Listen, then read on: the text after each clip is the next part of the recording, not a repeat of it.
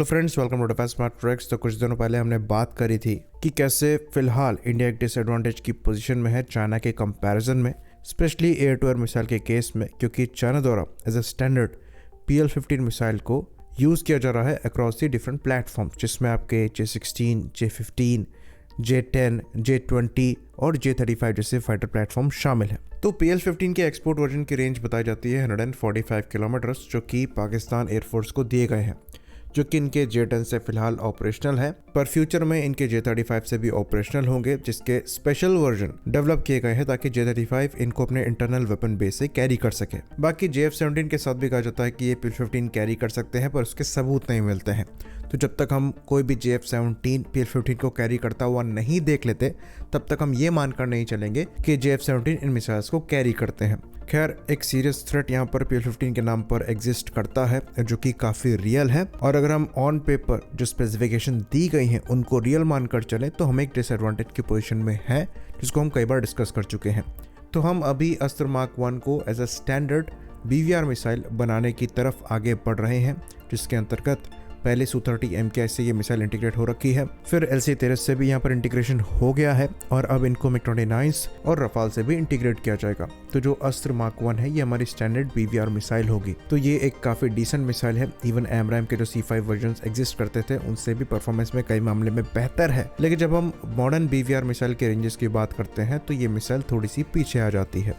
यहाँ पर आपको मैक्सिमम रेंज मिलती है 110 किलोमीटर्स की। तो बाकी फीचर्स तो इस मिसाइल में आपको मॉडर्न मिलेंगे, जिसके अंतर्गत आपको 2-वे डेटा लिंक मिल जाएगा, जिसकी वजह से ये मिसाइल डेटा लिंक के थ्रू भी गाइड करी जा सकेगी, जो कि एक बहुत बड़ी कैपेबिलिटी है, जिस पर हमने विस्तार से चर्चा करी है। लेकिन रेंज भी एक काफ़ी इंपॉर्टेंट फैक्टर होता है। भले ही आप मिसाइल की मैक्सिमम रेंज में टारगेट को हिट ना कर पाएँ, पर उसे डिफेंसिव ज़रूर कर सकते हैं, जो कि आपको मौका देता है एनिमी की तरफ आगे और पुश करने का। तो जो रेंज एडवांटेज है इसको आप कम नहीं आंक सकते, और अनफॉर्चुनेटली इंडिया के लिए चाइना के पास अपनी स्टैंडर्ड BVR के साथ ये एडवांटेज है, और इवन पाकिस्तान के पास भी अब ये एडवांटेज आ रहा है।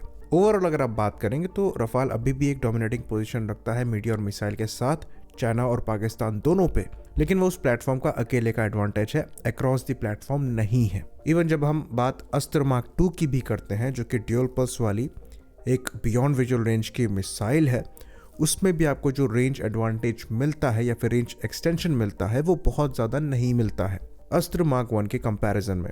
इसको हमने एक डेडिकेटेड वीडियो में डिस्कस किया था, जहाँ पर हमने बताया था कि कैसे इस मिसाइल में ऑलमोस्ट सिमिलर अमाउंट का प्रोपेलेंट ही यूज़ किया गया है।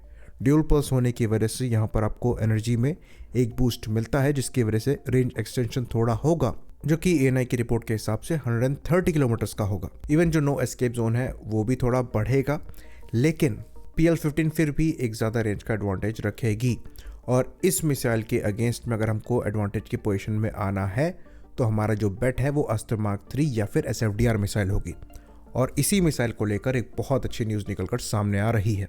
तो कुछ मीडिया हाउसेस द्वारा ये चीज़ रिपोर्ट करी जा रही है कि DRDO ने सक्सेसफुल फाइनल टेस्ट कंडक्ट किया है SFDR मिसाइल सिस्टम का। तो ये बात हम आपको क्लियर कर दें कि अभी तक ऑफिशियल प्रेस रिलीज इस टॉपिक को लेकर या फिर इस न्यूज़ को लेकर नहीं आई है, ना ही कोई वीडियो इसको लेकर आया है। Although the new Indian express द्वारा ये चीज़ रिपोर्ट करी जा रही है कि फ्राइडे को ही ये जो टेस्ट है ये उड़ीसा के कोस्ट से इंटीग्रेटेड टेस्ट रेंज से कंडक्ट किया गया है।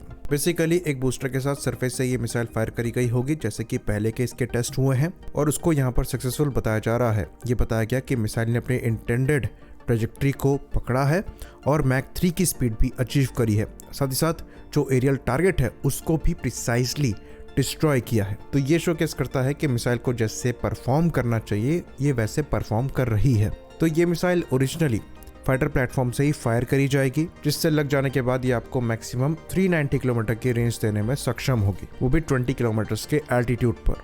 वहीं पर ये रेंज घटकर 190 किलोमीटर हो जाएगी 8 किलोमीटर के एल्टीट्यूड पर, जो कि अगेन बहुत ज़्यादा है। यहाँ पर आपको जो नो एस्केप जोन मिलेगा ये भी बहुत ज़्यादा होगा, तो ये काफ़ी ज़्यादा डेडली मिसाइल होगी, और अगर ये सर्विस में इंडक्ट हो जाती है तो क्लियर एडवांटेज इंडियन एयरफोर्स के पास वापस आ जाएगा, क्योंकि ये missile as a standard across the platform इस्तेमाल करी जाएगी। तो ये एक काफ़ी अच्छी अचीवमेंट है, पर जैसा कि द न्यू इंडियन एक्सप्रेस द्वारा क्लेम किया जा रहा है कि ये फाइनल टेस्ट है SFDR मिसाइल का, ये थोड़ा सा मिसलीडिंग मालूम होता है, क्योंकि अभी इस मिसाइल को फाइटर प्लेटफॉर्म से भी फायर करके देखना है। ऑल्दो इस मिसाइल के जो कैरेज ट्रायल्स हैं वो पहले ही कंडक्ट किए जा चुके हैं।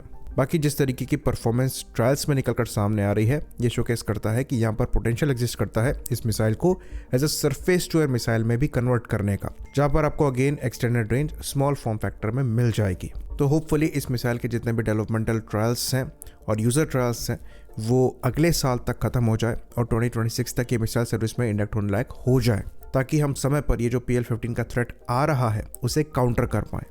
आई होप इन्फॉर्मेशन यहाँ पर क्लियर रही हो। इसी बात पर इस वीडियो को हम ख़त्म करेंगे। लाइक करिए, सब्सक्राइब करिए। जय हिंद।